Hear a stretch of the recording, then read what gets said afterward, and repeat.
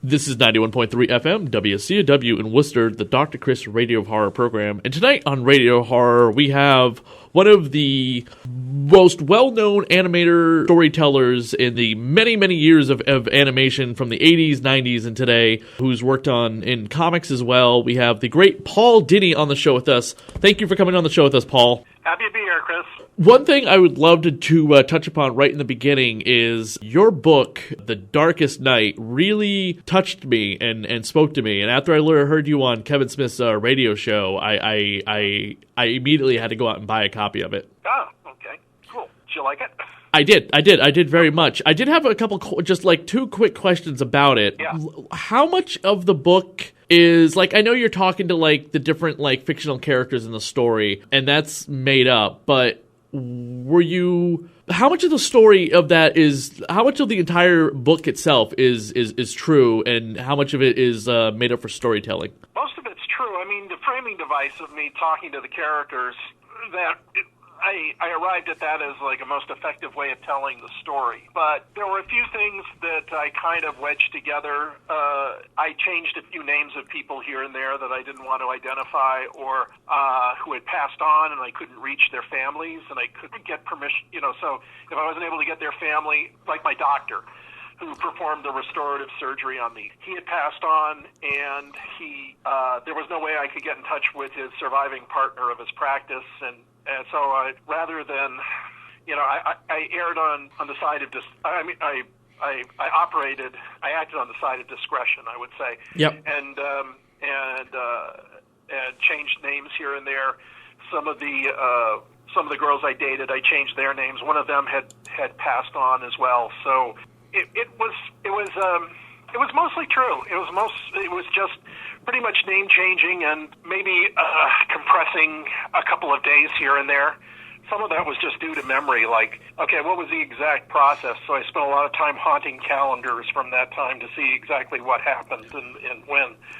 But a lot of it is just dead on. There were some cases where certain people who were active in the story and in real life preferred not to be in the story. Yep. So, because, that was just their choice, or they just didn't know what it was about, or they never got back to me about it. So I just sort of worked around that. But for the most part, it's pretty much all there. What made you want to finally come out and tell this story publicly?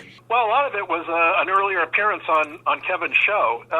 He was doing a show with his wife Jennifer in the morning, where they were chatting with their friends. It was part of their podcast network. They invited my wife Misty and myself on because we're all good friends. We get together occasionally. So it just came up during the conversation. Kevin said, "Tell me about the mugging," and I guess either I had mentioned it to him or somebody else had told him about it. It took me a bit by surprise because I was kind of going like, "Oh, that old thing? Sure, all right." But once I started talking about it and going through it again, Kevin said something really important. He said, "If that had been me, I never would have left my apartment again." And I said, "Oh, yes, you would have." And he goes, "No, I don't think I could have."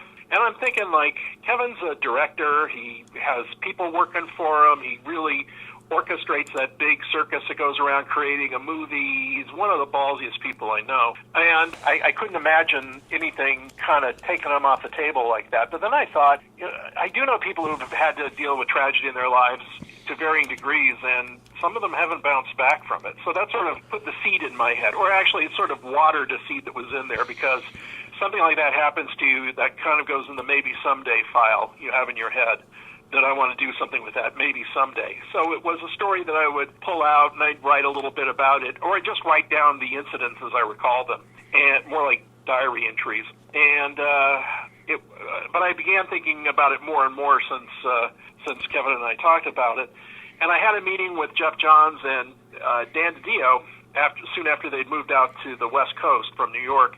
We were talking about possible things to do, like a graphic novel or something, and the idea for Dark Knight came up, and they both really sparked to it. And Dan said that might be a good fit for a Vertigo line. So he linked me up with Shelley Bond, who really went for the idea. And Shelley really was kind of the mastermind behind it, because she really kept me focused. She kept me encouraged. She got Eduardo Rizzo involved, and he got him excited about the project, and she really was there when I needed her to be there, because there are a lot of times I felt like I don't want to go. Even though I remember all the detail, I don't know if I want to revisit it in all this detail, and I don't know if I want to put it down, and I certainly don't know if I want to hold myself up to public opinion on this. But she convinced me to break the tape, so to speak, finish the race, and I did, and I really owe her everything on it. She and Misty really kept me focused on the book and really helped me through. When I read it, I was reminded of an incident when I was 16 years old. I went to a private school in Virginia, and the local townsfolk were not too keen to the rich kids who lived on the hill, basically above the town, which is where our school was. And I was mugged when I was 16 years old, but not to the severity of what happened to you. But it always. That was 21 years ago now. I'm 37 years old. But once in a while, it kind of kicks in my head. And last night, just where I parked my car, it had to be kind of like up a street, down a street, and down a dark alley just to get free parking. And on my way back from just departing with my friends, I had to kind of walk down this dark part of Providence, and there were it's not the most savory part of town, and I felt like every time I crossed the street, there was somebody behind me also crossing the street with me. And your book really kind of clicked into my head because I was reminding myself, oh, that's right, I have to do Paul's interview tomorrow. And as I'm liking this walk away from my friends and away from the light of the convention center and getting into the darker parts of Providence, it really kind of put a creep up my back. You got home safely, right? Or you got to your car safely? Everything was perfectly fine. Yeah, that's good. Oh, where'd you go to school, by the way? In Middleburg? It was in Virginia. It was in Waynesboro, Virginia, at Fishburne Military School. Oh, okay, I know of it. I know of that, and I know of Foxcroft. I didn't think it could be Foxcroft because that's a girls' school, but since the last time I visited, it might have gone into co-ed. I don't know. Anyway, I just thought I'd ask. Oh no, that's fine. That's fine. The only place I know of in Virginia. But anyway, it does resonate with people that way, and it does make you cautious, and it does make you. You go through something like that.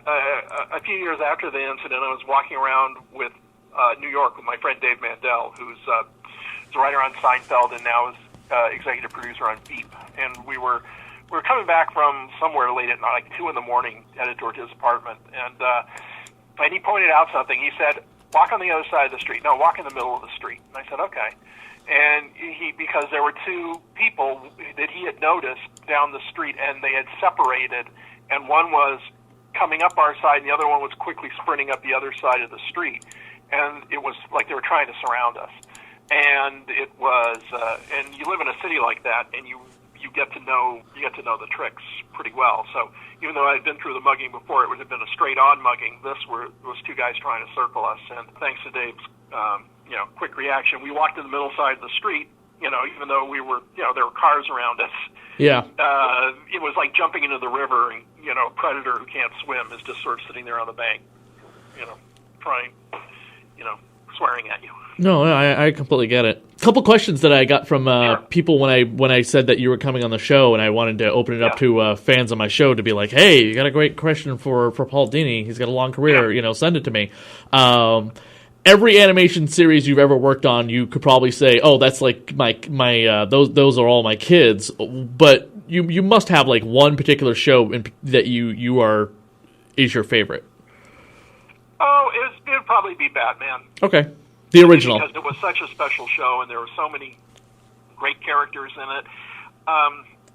There are shows certainly I like an awful lot, and it perhaps didn't get the critical attention at the time or the fan following at the time, but I like them all. Anything that I create myself it has a special place in my heart. So that would be cartoon shows that I took a key role in the development of, or things like Tower Prep, which was a live show I did for Cartoon Network that I had a lot invested in. Even Lost, when I was on the first season of that, it was about 5 of us in a room just kind of making it up as we went along, and we weren't even sure if it was going to fly or not. And but it was. But I still have a lot of great feeling toward toward those shows and things. So, but I guess Batman, because there's so many characters that I added to it that have gone off on their own and resonate with people, or people just know that I had a hand in co-creating. As much as I love Batman the animated series, I think Justice League Unlimited in the first Justice League and Justice League Unlimited just trumpet in terms of like just great storytelling with all those characters. You know what I mean? Justice League was really a fun show. I didn't. I think I would say my involvement on it was pretty spotty. It was mostly Bruce Timm's show early on, and he developed the show with Rich Fogel, and other writers would come in occasionally to do assignments. And then it really turned into Dwayne McDuffie's show, and he added quite a lot to that, and was really, once it got to Justice League Unlimited, he really brought so much to it and wrote so many great scripts for the show. I was very, very happy to work with him, and like everybody, pretty much devastated when he passed a couple of years ago.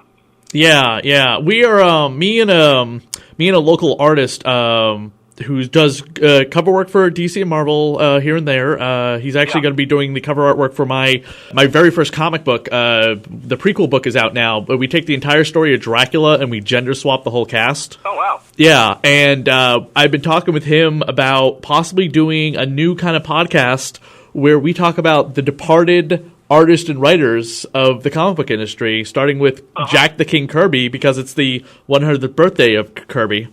And I said that one of the first people I want to get to immediately after Kirby, besides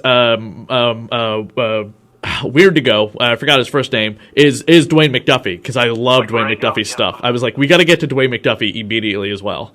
Yeah. His wife Charlotte, would probably be the person to talk to about that. Yeah, and I would hope that enough. Or Eugene's son, one of those guys who knew him very well and worked very closely with him. Definitely, and I hope that like enough time would have passed that she'd be comfortable, like talking either maybe not even coming on the podcast, but just maybe doing something like record, or at least giving us some great notes to bring up on the podcast about her husband, because we're doing it in honor of him. Yeah, I think he would. I think she would be open to talking about him, because she has started an award in his name and is very vocal about his legacy, and she would be. I'm assuming she would do the report as part of keeping his legacy alive and everything. Gotcha.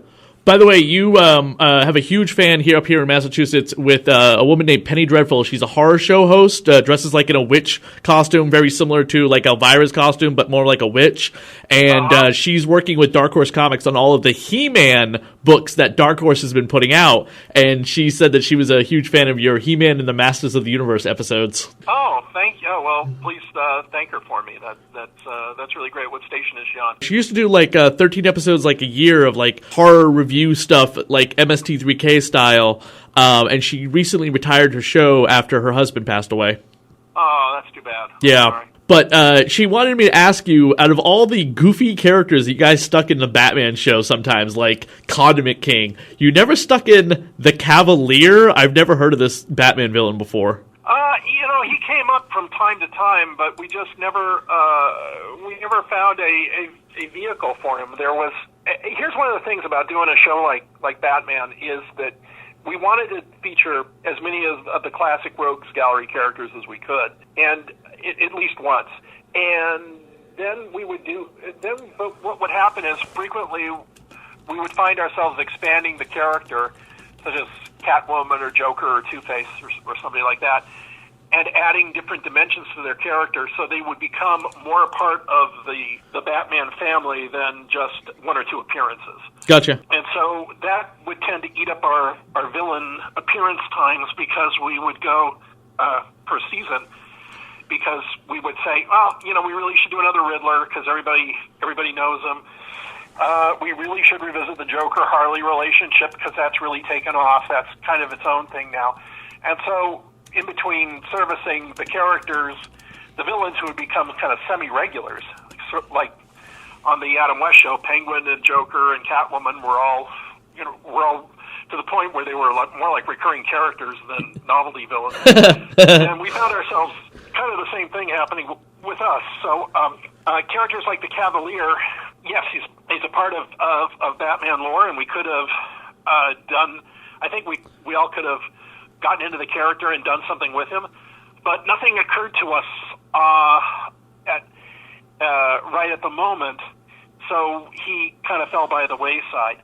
You know, if we're going to do a character who is a bit of a swashbuckler, I think we would prefer to go back to Ra's al Ghul, because he had more of the archaic look to him and the fantasy feel to him, and also the Talia connection. So I'm not saying it was impossible, and if we had done another season, I'm sure we would have gotten around to him, because once we came back with the new Batman adventures and paired up with Superman, we were looking at kind of reinventing or revisiting characters we had done in the original Batman the Animated Series, but also we're looking at doing some characters we hadn't gotten around to. So if I felt that we could have easily done another 3 seasons out of Batman, out of the new look that Bruce Timm came up with, and pairing it up with Superman. But at that point, the WB had been established, and there was this almost pathological revulsion about doing anything old. Oh, yeah. That had either an old feel to it, or featured adults, or it had to be about kids. And the fact that Batman had been running like a year or two with the new look, it was actually like revulsion for the executives. Like, we need a kid as Batman. And I'm thinking, like, some of them were real idiots. I mean, I have to say it. I don't think they watched the show. They just knew that they came in and they arbitrarily changed everything. But it's a credit to the resilience of the crew, particularly Alan, Bruce, Glenn Murakami, and Stan Berkowitz, and maybe I'll throw myself in there too. We were able to come up with a new take that made us feel better about leaving Batman. I mean, we really kind of held on to the show as long as we could, but then when Batman Beyond came, and we realized it was either their way or the highway, it was, okay, let's come up with the best we can, and let's really do a show that we're proud of. And I think Batman Beyond actually turned out to be a very good show for us. Oh, my God. Throw Dwayne Cooke in there, too, because he was key to help getting the show off the ground. Oh, somebody else, man, when that happened last year, he died. I mean, I never got to meet Darwin, but yeah. I don't feel so emotionally choked up over people I've never met when they pass away, but his artwork, God, is such a treasure. Well, there's a optimism in Darwin's artwork that there was just an element of joy to it, and I always liked seeing it, and I love the man himself. He could be a bit contentious, and I think that's.